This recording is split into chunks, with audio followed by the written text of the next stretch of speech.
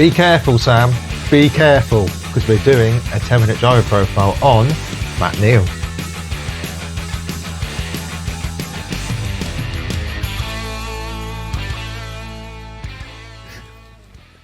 Oh dear. I like that. Yeah, I like that. Thank you. Hello and welcome back to the British Touring Car Podcast. We are back once again with another 10-minute driver profile for you, and it's quite a big name this time round. It's quite a big person. Quite a big person, yeah. Tall lad. Indeed. It is, of course, Matt Neal, a winner in both British touring cars and European touring cars. He is 6'6" tall, which makes him only an inch shorter than Stephen Merchant, for those of you who can visualise things on the Stephen Merchant scale.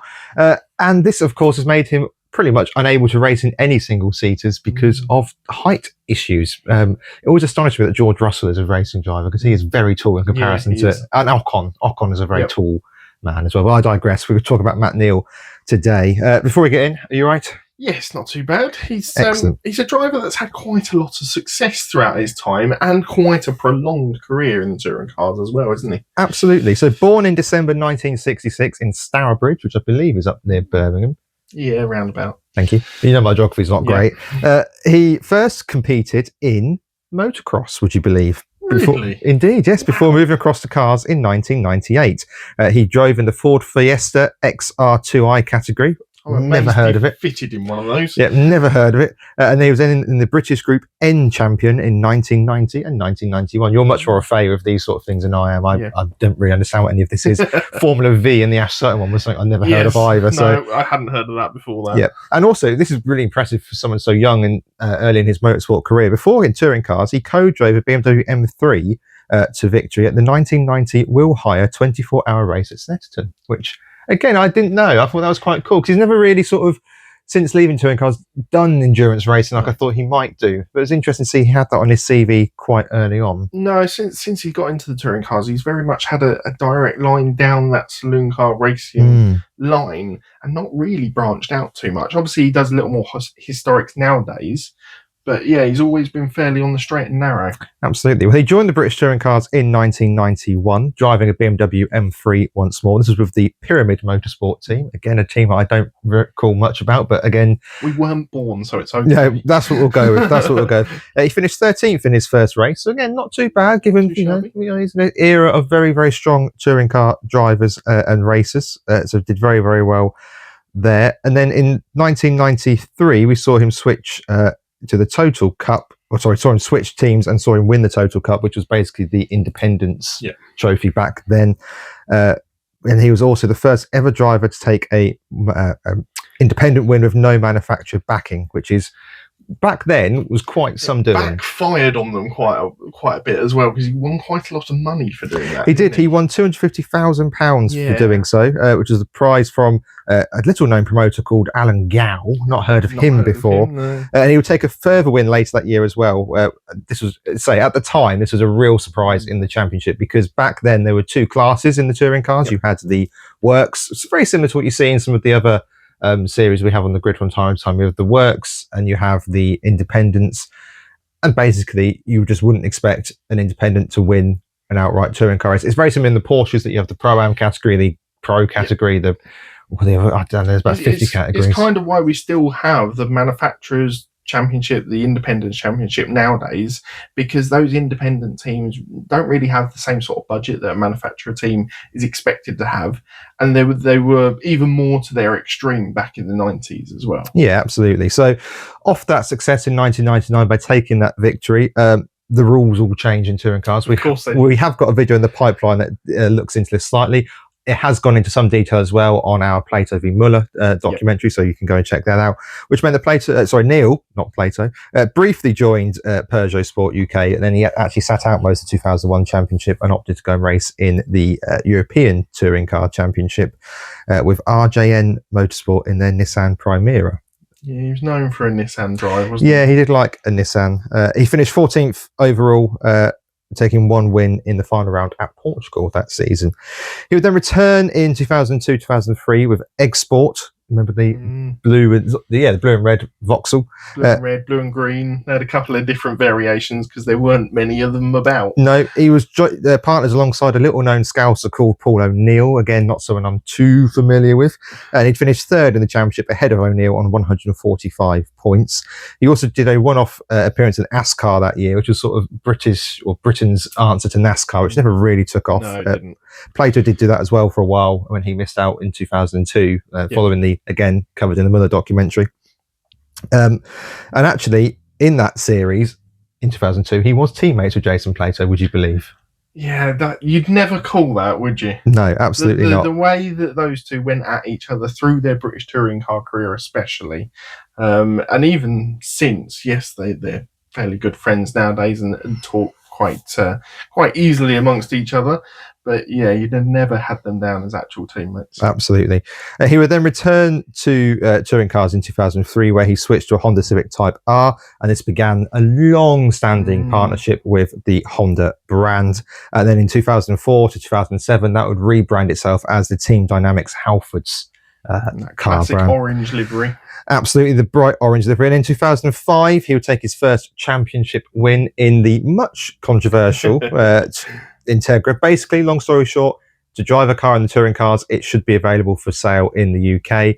They argued it was, but under a different name, under the Acura brand, I believe it was. Again, we have got a video in the pipeline looking into this a little bit further. But much to the malign of a lot of other drivers, including a certain Jason Plato, Neal was able to take back-to-back victories in 2005 and 2006. It was a bit of a rocket ship, and it was almost unbreakable. I'll say it was a tank. That was the biggest problem. I think Neal finished all but one race that year, and when the races he didn't finish, he'd already won the championship by.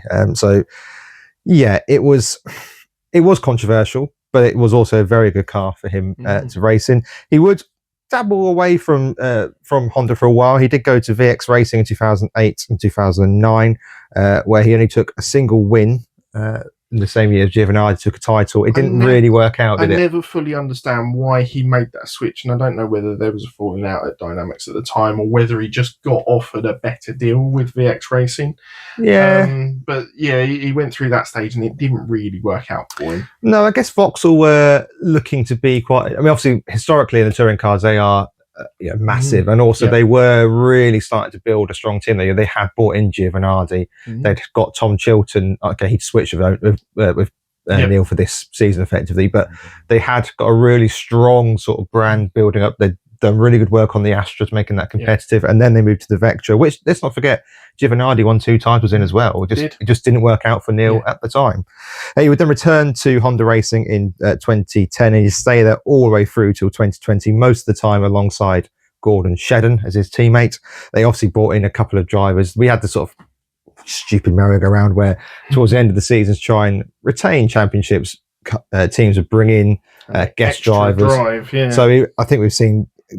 we've had Dave Pinkney, we've had James Thompson, Gavin Howe. Did Neats have one drive there? Yes, I think he did. He did that early in a season. Yeah. So we did see quite a few extra names coming along there. I think Alan Menu might have even driven one at one point as well. But yeah, mainly, of course, he was with Gordon Shedden. They went through a lot of different guises of cars in that time as well. We had the FK2 and the FK8, but do you remember also the year that they had the Tourer? Yes, which was a completely out there idea. All Honda Civics, but all in their different guises. Absolutely. And he would go on to take a further championship win in 2011. That was his third and final win. Throughout sort of the 2000s and start of the 2010s, there was a rather intense rivalry with Jason Plato, which we could not cover in a simple 10-minute driver profile. There will be a Muller Plato style documentary in the works for that one, because we cannot do justice on it in this very, very short video. But suffice to say that Neal has only really had one rival in the touring cars during his time. He always got on quite well with Gordon Shedden. Obviously, both were very successful in touring cars. They only really had one altercation, which was at Alton Park, which it's gone sort of legendary in touring car status now. Yeah, exactly that. But yeah, we will touch upon the Jason Plato stuff in much more detail on another video. I have a question for you. Go on. Do you think Neal should have been more successful than he has been? It's tough because he's more successful than Plato. Plato's seen as one of the best drivers of all time. I actually think Neal was slightly underrated. I don't think he gets put into the greatest touring car drivers conversation enough. He won 3 times. in that period, he was against Plato in his pomp. Yep. Turkerton came through. We had Giovanardi in, who was an unbelievable racing car driver. Yep. Obviously, we've had James Thompson in that period as well. Mhm. Yvonne Muller took titles during that period too. And then also, in that golden 2000s era, there was a lot more chance for independents to take victories and stuff like that. It wasn't just you had these two teams and they're the only ones capable of taking victory. You had a much, Stephen Jelly popped up and take victory. Matt Simpson took victories. Rob Austin, Jordan came through. Yeah, Jordan came through and took a title. Then you had people like Matt Jackson era. You had the Rob Collard era. I mean, Sam Tordoff came from there and nearly won a championship. So, no, I don't think it's fair to say. And also, when you consider that 2 titles were lost to his teammate Gordon Shedden. So that's 5 across the team, as it were. So, no, I don't think he could have. He could have won more. Should he have won more? Possibly not. I think that's slightly harsh. I think in a way that it's not harsh to attribute to Plato, considering how often Plato finished second and would chuck stuff away, as it were. All in all, in touring cars, 719 starts. Just a couple. Yep, 63 wins, 17 poles, and 52 fastest laps in his touring car career. And I think we discussed on the Ash Sutton video as well, which if you've not seen, make sure you check that one out, that I don't think anyone's going to come close to Plato's record. And again, you think that Neal is longevity in the sport. Okay, it fizzled out towards the end and he sort of faded away slightly ungraciously from the sport, but he's still 30 odd back. I just don't see that record ever being no, nor do I. He's certainly been a stalwart of the championship, and it was a shame to see him retire a few years ago now, but I think he did it at the right time. He'd lost pace in the car. Camish had come in and was clearly quicker. And Halfords, of course, have gone through a rough patch since Neal's departure. Obviously, he's now can be seen at race weekends, predominantly around Chris Smiley's team, it would appear. Part of the Hyundai Accelerate banner as well, where they merge with Dynamics. And I think that's a decent merger, because to bring some of those guys on board with the experience that they've got has worked well. And I think Neal's in a comfortable place now as well, being able to do a little bit of coaching, a little bit of management and stuff like that. It's been a family orientated business with Team Dynamics and him and his dad. I think he's had a decent touring car career, hasn't he? Yeah, and he now gets to race historics when he fancies it as well. So it's not a bad life, is it, by any stretch of the imagination? No, but until next time, we will have another driver profile coming up for you soon again. Let us know your thoughts on who you want to hear us talk about and who you want to see us research. And we'll be sure to bring some more episodes to you.